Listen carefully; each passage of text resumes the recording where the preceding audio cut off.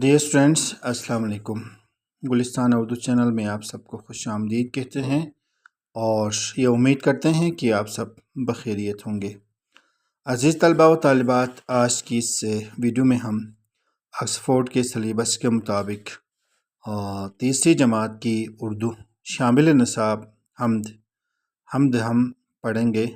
آج اس حمد کی ہم نظم خوانی کریں گے اور مختصر سی اس کی تشریح کریں گے، الفاظ معنی لکھیں گے اور سوالات کے جوابات دیں گے۔ تو آئیں شروع کرتے ہیں۔ تو ہے سب کا پالن ہار، تجھ سے روشن سب گھر بار، پھول کھلائے باغوں میں، پیڑ اگائے باغوں میں، سورج چاند چمکتے ہیں، تارے خوب دمکتے ہیں، کھیتوں میں ہریالی ہے، روشن بالی بالی ہے، تیری شان و قدرت سے ہیں جلوے ہر شے میں نئے، رنگ و مزہ ہر ایک کا جدا، بعید کوئی کیا سمجھے گا، انسان کو دی عقل و تمیز اور بھی دی ہر اچھی چیز، ہم بھی سلیم اس رب سے ڈریں، کام اس کی مرضی کے کرے۔ یہ اس نظم خوانی ہم نے کی سلیم فاروقی کا لکھا ہوا یہ حمدیہ کلام ہے۔ اب ہم آتے ہیں اس کے الفاظ معنی کی طرف۔ تو پالن ہار، لفظ پالن ہار کے معنی ہوتے ہیں پالنے والا، گھر بار کا مطلب سب کچھ، پھول کھلائے باغوں میں، باغ گلشن، پیڑ کہتے ہیں درخت کو، اور تارے خوب دمکتے ہیں، چمکنا دمکنا دونوں مترادف الفاظ ہیں۔ کھیتوں میں ہریالی ہے، ہریالی سبزہ کو کہا جاتا ہے، اور روشن بالی بالی ہے، بالی کا معنی گندم کا خوشہ، تیری شان و قدرت سے ہیں جلوے ہر شے میں نئے، جلوے نظارے، شے چیز کو کہتے ہیں، رنگ و مزہ ہر ایک کا جدا، جدا ہونا الگ نیا، بعید کہتے ہیں راز کو، انسان کو دی تمیز کے معنی ہے شعور، اور ہم بھی سلیم اس رب سے ڈرے، کام اس کی مرضی کے کرے۔ بس یہاں پہ ایسا کچھ نہیں ہے۔ تو اب مختصر سی اس کی وضاحت یا تشریح کرتے ہیں۔ اور تو ہے سب کا پالن ہار، اللہ تعالیٰ سے مخاطب ہوتے ہوئے شاعر کہتے ہیں کہ اے اللہ تو ہی سب کو پالنے والا ہے، سب کا پالن ہار ہے، تجھ سے روشن سب گھر بار، باہر کا بازار، دکان اور دفتر، سکول، آفیسز، سارے انسان کی زندگی، انسان کے گھر، سب کچھ تجھ سے روشن ہے۔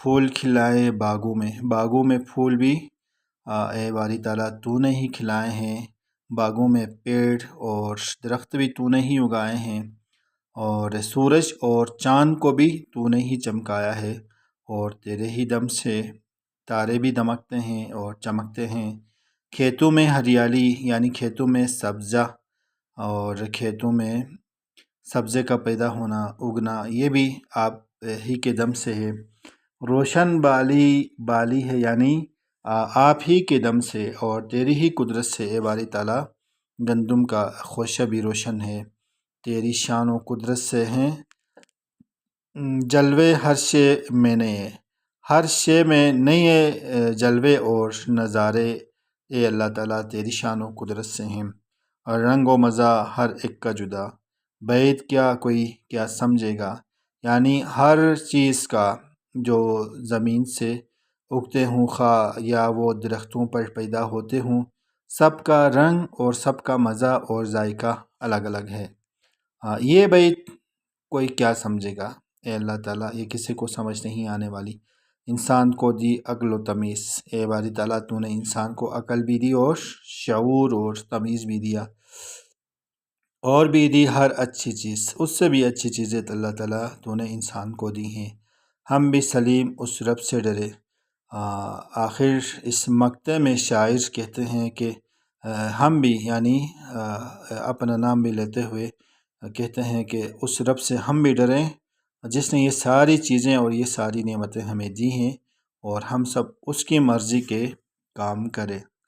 یہ اس کی بلند خوانی کے ساتھ الفاظ، معنی اور مختصر سی تشریح ہو گئی۔ اب ہم آتے ہیں معروضی سوالات کی طرف۔ تو معروضی سوالات میں سوال نمبر 1، درست جواب کے دائرے کو پنسل سے بھریے اور خالی جگہ میں لکھیے۔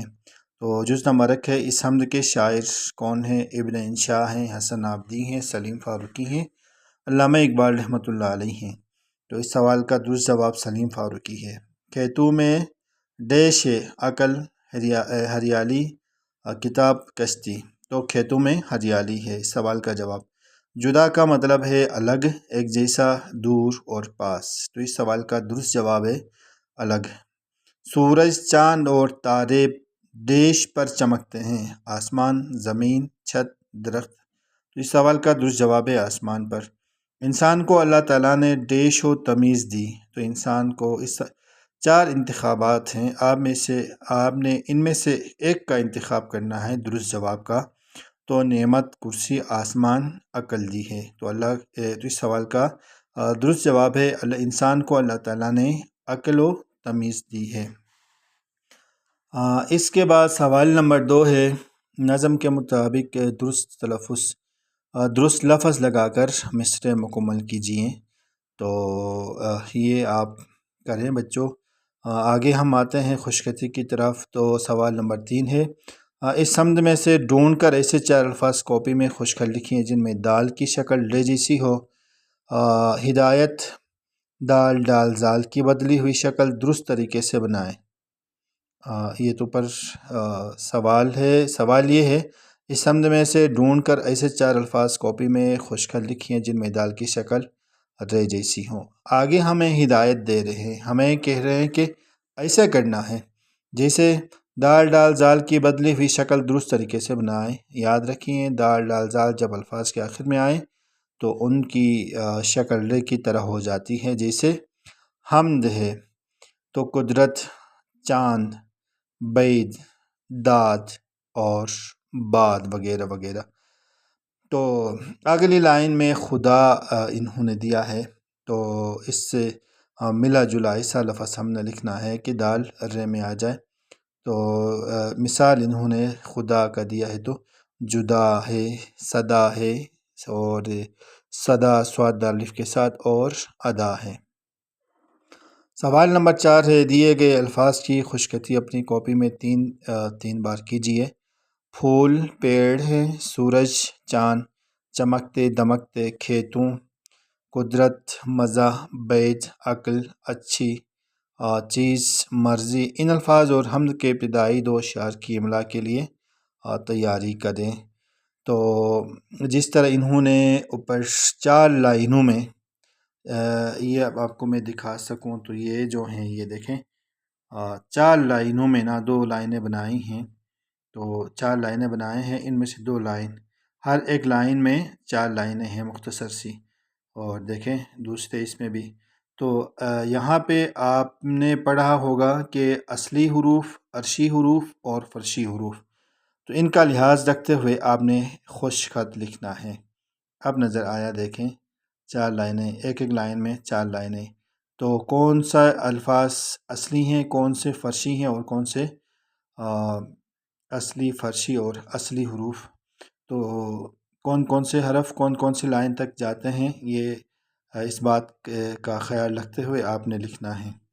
سوال نمبر 5 ہے، مندرج والا الفاظ کے حروف الگ الگ کیجیے۔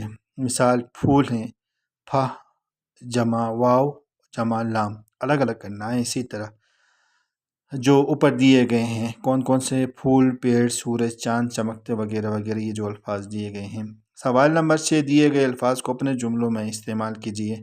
تو پھول، تو ان کے جملے بنانے ہیں۔ تو پھول کا جملہ، میرا پسندیدہ پھول گلاب ہے۔ چاند چمک رہا ہے۔ مزہ، قدرت کی بنائی ہوئی ہر چیز کا مزہ الگ الگ ہے۔ رنگ، اور رنگ میری کاپی کا رنگ سفید ہے، جملہ بن گیا۔ مرضی، ہم اللہ کی مرضی کے مطابق کام کریں، یہ اس مرضی کا جملہ آسان ہم نے بنانے کی کوشش کی۔ عزیز طلباء و طالبات، اب ہم آتے ہیں سوال نمبر 7 سوالوں کے جوابات کی طرف۔ تو سوال نمبر 1 ہے، ہم کسے کہتے ہیں؟ تو اس سوال کا جواب ہے، جس نظم میں اللہ تعالیٰ کی تعریف بیان کی گئی ہو اسے ہم کہتے ہیں۔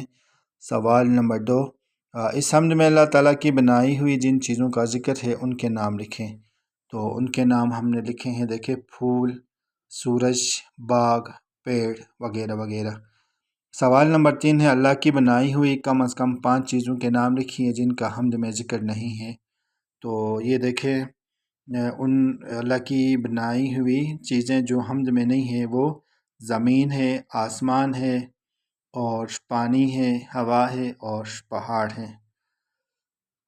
اس کے بعد ہم آتے ہیں قواعد کا ایک مختصر سا حصہ انہوں نے دیا ہے، رموز اوقاف۔ رموز اوقاف میں سب سے پہلے یہاں پہ انہوں نے ختمہ دیا ہے۔ بیانیہ جملے کے آخر میں ختمہ نشان بریکٹ کے اندر ہے، تو یہ دیکھیے، یہ نشان ہے اور یہ لگاتے ہیں۔ مثلا احمد روزانہ اسکول جاتا ہے، اس جملے کے آخر میں ختمہ لگایا جائے گا۔ سوالیہ نشان، سوالیہ نشان یہ آپ کو ہم دکھا سکیں، یہ سوالیہ نشان ہے۔ تو سوالیہ نشان، یہ جملے کے آخر میں سوالیہ نشان لگایا جاتا ہے۔ مثلا کیا تم کھیل رہے ہو؟ سوال نمبر 8 جملے پڑھیے اور ختمہ یا سوالیہ نشان لگائیں۔ تو دروازے پر کون ہے؟ ابھی ہم نے اوپر ختمہ اور سوالیہ نشان کے بارے میں پڑھا، تو اب جز نمبر 1 ہے، دروازے پر کون ہے؟ تو اس میں آئے گا، یہ استفہامیہ جملہ ہے، آپ سے پوچھا جا رہا ہے کہ دروازے پر کون ہے، تو یہ لگے گا سوالیہ نشان۔ آم بہت میٹھا ہے، تو اس میں ختمہ لگے گا۔ اور تم کہاں جا رہے ہو، یہ سوالیہ نشان لگائیں گے کیونکہ پوچھا جا رہا ہے۔ دادی کب آئیں گی، یہ سوالیہ نشان لگائیں گے کہ دادی کے بارے میں پوچھا جا رہا ہے۔ میرے 2 بڑے بھائی ہیں، یہ سادہ جملہ ہے، ختمہ لگائیں گے۔ میں نے نظم یاد کر لی، سادہ جملہ ہے تو ہم ختمہ لگا دیں گے۔ سوال نمبر 8 کے بعد ہم آتے ہیں سوال نمبر 9 کی طرف۔ سوال نمبر 9 میں مندرجہ الفاظ کے بیانیہ جملے بنا کر ختمہ لگائیں۔ مثلا گلاب، یہ گلاب کا پھول ہے۔ تو اب کتاب ہے، کتاب کا جملہ بنانا ہے، بیانیہ جملہ بنانا ہے۔ یہ میری اردو کی کتاب ہے، یہ میری اردو کی کتاب ہے، یہ میری اردو کی کتاب ہے۔ بازار،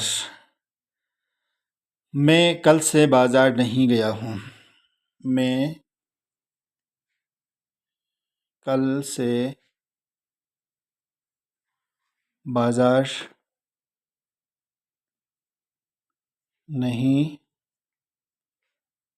گیا ہوں۔ یہ دیکھیں، یہ جملہ بن گیا۔ مندرجہ الفاظ کے سوالیہ جملے بنا کر سوالیہ نشان لگائیں۔ مثلا کس کی، یہ کتاب کس کی ہے؟ تو کہاں اور کیوں؟ آپ کہاں جا رہے ہو؟ آپ کہاں جا رہے ہو؟ جا رہے ہو، سوالیہ نشان لگائیں گے۔ آپ کہاں جا رہے ہو، کیوں؟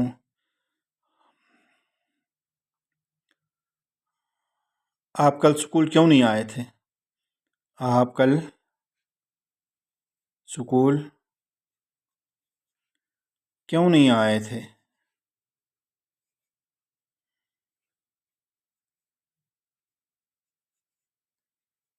یہ سوالیہ نشان لگ گیا۔ اس کے بعد یہ بات تو ہوگی سوال نمبر 10۔ سوال نمبر 11، لکھیے 1 سے 10 تک گنتی ہندسوں اور الفاظ میں۔ تو یہ ہندسوں میں ہے، ان کو یہاں پہ لکھنا ہے، اور یہ الفاظ میں ہیں، ان کو یہاں پہ لکھنا ہے۔ یہ ہندسے ہیں، یہ ہندسوں میں لکھنا ہے، یہ الفاظ ہیں، ان کو ادھر لکھنا ہے۔ تو عزیز طلبہ و طالبات، یہ آپ پہ لکھیے خود۔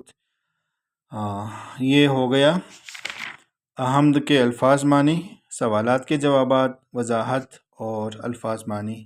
امید کرتے ہیں کہ آپ کو ہماری یہ ویڈیو ضرور پسند آئے گی۔